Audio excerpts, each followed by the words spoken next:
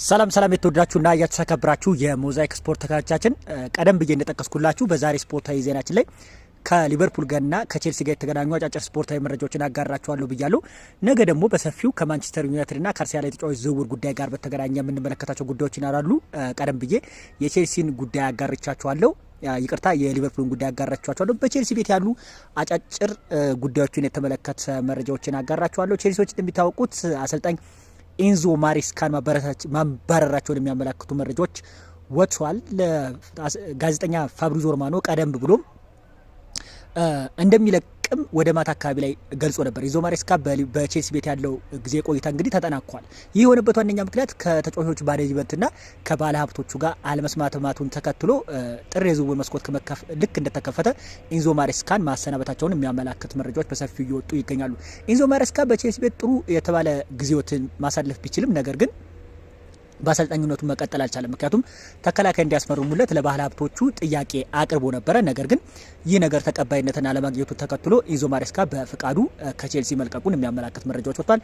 እነ ስካይ ስፖርት ሳይቀሩ ከአሰልጣኝ ኢንዞ ማሬስካ ጋር በተገናኘ የመልቀቁን ጉዳይ በሰፊው ሲዘግቡ ነበረ። አሁን ላይ በወጣ እና በኦፊሻል በሆነ በተረጋገጠ መረጃ መሰረት ኢንዞ ማሬስካ ቼልሲን መልቀቁን የሚያመላክት መረጃዎች ወጥቷል።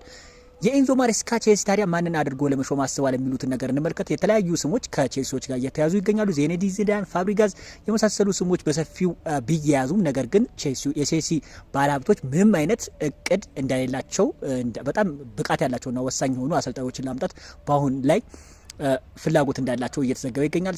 ምንም እንኳን ቼልሲ ስማቸው ከዚዳን ከሞሪኒዮ ከፋብሪጋዝ ጋር ቢገናኝም አሁን ላይ ግን ዋና ዓላማቸው የስትራስቡርጉን አሰልጣኝ ሮዛሪዮን ለማስፈረም ፍላጎት መኖራቸውና በእቅዳቸው ውስጥ የሚካቱ ተጫዋቾች መሆኑም ተዘግቧል።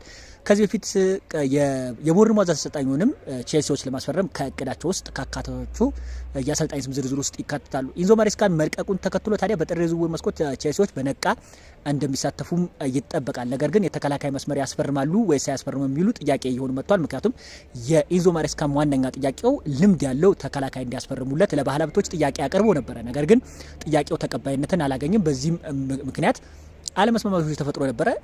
ተጫዋቾቹንም የሚይዙበት አግባብ እንግዲህ ኢንዞ ማሬስካ በባለ ሀብቶች ደስታን አልሰጥም እና በስተመጨረሻ ኢንዞ ማሬስካ በቼልሲ ቤት ያለው የአሰልጣኝነት ጊዜ ተጠናቋል እና ቼልሲዎች በጣም ስም ያላቸውን አሰልጣኞች አሁን ላይ ለማምጣት እየፈለጉ አለመሆናቸውን የሚያመላክቱ መረጃዎች በጣም ታማኝ ከምንላቸው የጋዜጠኞች ከነ ፋብሪዞ ሮማኖ እና ከዴቪድ ኦርንስተን የሰማናቸው መረጃዎች በጣም ይጠቁሙናል ማለት ነው። ቼልሲ ነጥብ ማጣቱን ተከትሎ እንግዲህ ኢንዞ ማሬስካን ያባረራል የሚል ግምት በሰፊው ሲወራ ነበርና በተለይ ደግሞ ከቦርንማውዝ ጋር ሁለታቻ መውጣቱን ተከትሎ በቼልሲ ባለሀብቶች በጣም ከፍተኛ ቅሬታ በአሰልጣኙ ላይ ሲነሳበት ነበረ። በስተመጨረሻም ቼልሲዎች ኢንዞ ማሬስካን አሰናብቷል። በጥር የዝውውር መስኮት ቼልሲዎች ምን አይነት ቦታ ያስፈርማሉ የሚሉትን ነገሮች እንመልከትና የዛሬ ስፖርታዊ መረጃዎችን እንጨርሳለን።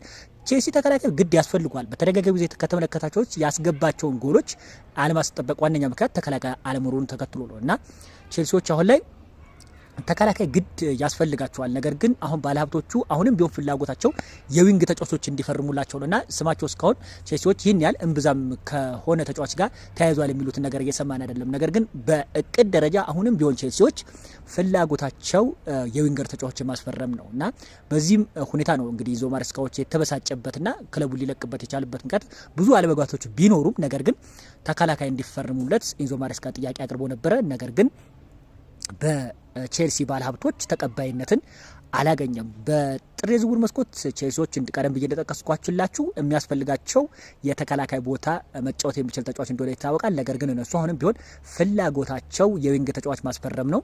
ዊንግ ላይ በጣም የተሻሻሉ የተባሉ ተጫዋቾች አሁንም ቢሆን ቼልሲ ያስፈልጓል። በነገር ናቸው መቀጠል አለበት ብዬ አላምንም። ነገር ግን ወሳኙና በጣም ወሳኙ የተከላካይ መስመሩን መገንባት እንዳለበትና ቢያንስ አሁን ላይ ለዋንጫ መፎካከር እንኳን ባይችል ቶፕ ፎሩን በጣም በተጠናቀረ ሁኔታና ቲሙ ወደ ጥሩ የማሸነፍ ሜንታሊቲ እንዲመለስ ተከላካይ የማስፈረም ግዴታ ውስጥ ይኖርባቸዋል። ነገር ግን እምብዛም ስማቸው ከተከላካዮች ጋር ቼልሲዎች አሁን ላይ የተያዙ አይገኙም። ምክንያቱም አሁንም ቢሆን የቼልሲ ፍላጎት ወደ ዊንግ ላይ እንደሚያዘነብል ከተለያዩ ታማኝነት ካላቸው ምንጮች ከወጡት መረጃዎች ለመረዳት እንችላለን። በቀጣይ ቼልሲዎች በቋሚነት አንድ አሰልጣኝ እንደሚያስፈርሙ ይጠበቃል። ምክንያቱም አሰልጣኛቸውን ከማሰናበታቸው ጋር ተገኝቶ በቀሪው ቀናቶች ውስጥ ቼልሲ አዲስ አሰልጣኝ እንደሚሾምም ይጠበቃል።